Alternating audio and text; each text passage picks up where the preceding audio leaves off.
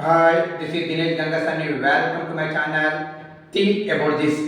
2014 నుండి నేటి వరకు కేంద్రంలో అధికారంలో ఉన్నటువంటి మోడీ ప్రభుత్వం అనగా బీజేపీ ప్రభుత్వము ప్రజలకి ఎన్నో వాగ్దానాలు చేసి అధికారంలోకి వచ్చినప్పటికీ అందులో వాళ్ళు నెరవేర్చినటువంటి మాత్రం చాలా తక్కువనండి.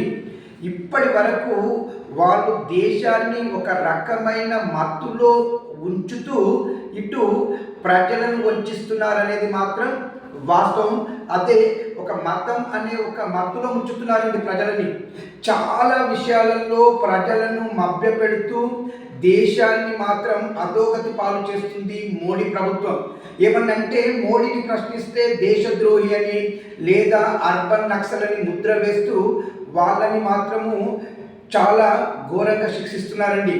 అంతేకాకుండా ఈ మధ్యకాలంలో పెట్టుబడిదారీ వ్యవస్థకు బాగా ఒత్తాసు పలుకుతూ మరీ ముఖ్యంగా Ambani, Adani and Vedanta company లాంటి వాటికి బాగా ఒత్తాసు పలుకుతూ ఇటు మధ్యప్రదేశ్, ఛత్తీస్గఢ్లో ఉన్నటువంటి అడవులను కావచ్చు, రాజస్థాన్లో ఉన్నటువంటి అరావళి పర్వత శ్రేణులకు సంబంధించినటువంటి భూములను కావచ్చు, మొత్తంగా మైనింగ్కి అప్పచెప్పాలని కుట్రలు ఏదైతే చేస్తున్నారో దీన్ని మనం వ్యతిరేకించకపోతే మునుముందు భారతదేశం తీవ్రమైనటువంటి సమస్యలను ఎదుర్కొనున్నదని చెప్పేసి పర్యావరణవేత్తలు హెచ్చరిస్తున్నారు.